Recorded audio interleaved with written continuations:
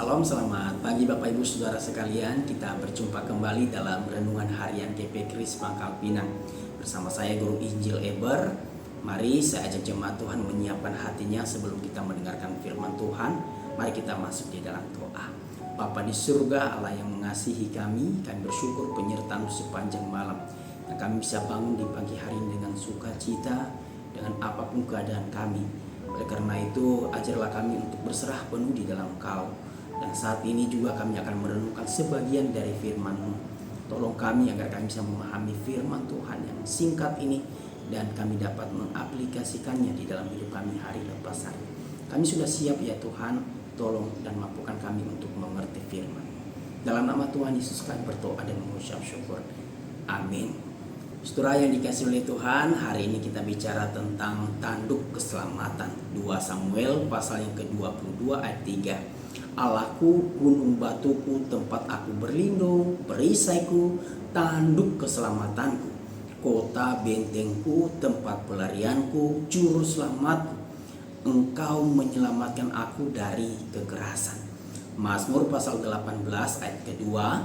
Ya Tuhan, bukit batuku, kubu pertahananku dan penyelamatku, Allahku, gunung batuku, tempat aku berlindung, perisaiku, tanduk keselamatanku, kota bentengku. Dalam Lukas pasal 1 ayat 69 juga, ia menumbuhkan sebuah tanduk keselamatan bagi kita di dalam keturunan Daud, hambanya itu. Saudara yang dikasihi oleh Tuhan, sebuah istilah yang sering kita baca dalam Alkitab yaitu tanduk keselamatan.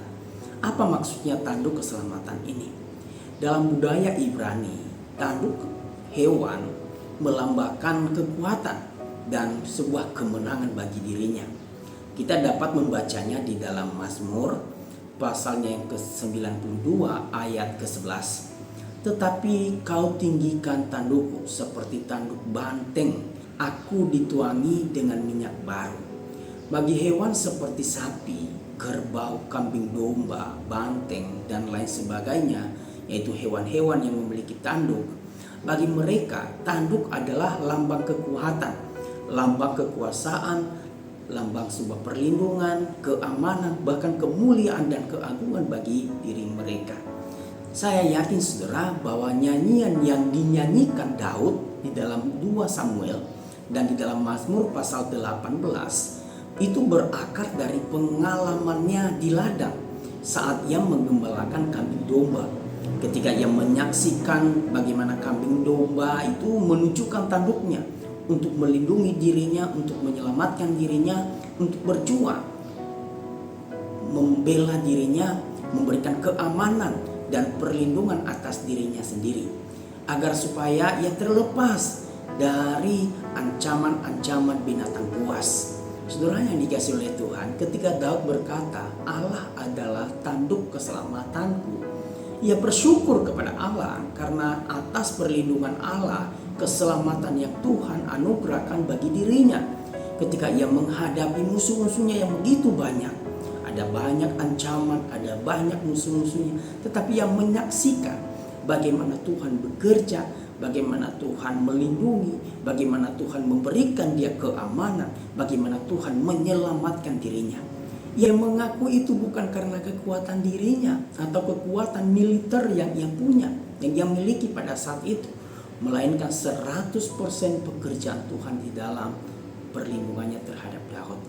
Maka dalam 2 Samuel pasal 22 ayat 3 dan juga di dalam Mazmur 18 ayat 2, Daud itu sedang mengungkapkan rasa syukurnya, bahkan juga mengungkapkan teologinya dengan berkata, Tuhan adalah tanduk keselamatanku.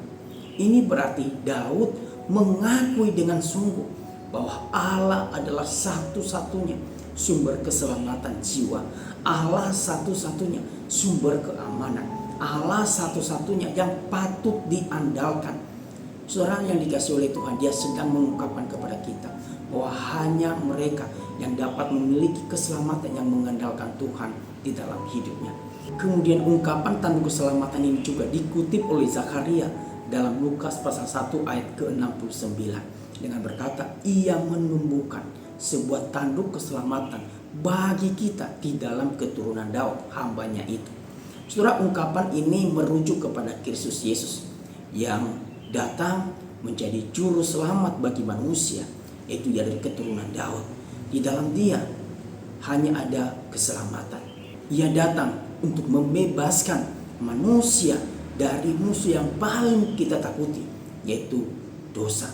Ia datang dengan misi yang besar, yaitu mengorbankan dirinya sebagai persembahan yang sempurna dengan mati di kayu salib untuk menebus kita dari dosa-dosa kita. Pada hari yang ketiga ia bangkit. Ini membuktikan bahwa kuasa-kuasa iblis telah dikalahkan, dan hanya dengan mengaku percaya sungguh-sungguh kepadanya, setiap orang akan diselamatkan. Saudara yang dikasihi oleh Tuhan, hal yang kita pelajari hari ini dari tentang tanduk keselamatan ini mengungkapkan kepada kita bahwa yang pertama, Allah sumber keselamatan dalam menghadapi situasi yang rumit, situasi apapun. Ia pasti menolong kita asalkan saudara dan saya bersandar padanya. Dan kemudian yang kedua, hiduplah dalam ketaatan sesuai dengan apa yang Ia perintahkan, sehingga saudara hidup kita di dalam perlindungannya. Ketiga, saudara, sadarilah bahwa saudara dan saya adalah orang berdosa yang butuh juru selamat, dan Yesus sudah mati di kayu salib untuk menyelesaikan masalah dosa. Kalau kita masih hidup dalam dosa, mari saudara datang kepada Kristus, akui di hadapannya, percaya padanya, percaya pada karyanya di 2000 tahun yang lalu.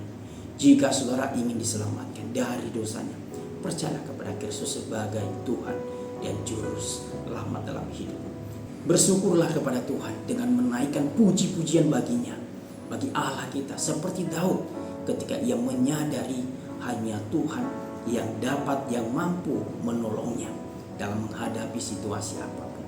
Kiranya hati kita juga melimpah dengan syukur atas semua kebaikan-kebaikan Tuhan yang kita alami hari lepas hari, supaya hati kita terus melihat, memandang kepada Allah dan terus bersandar kepadanya.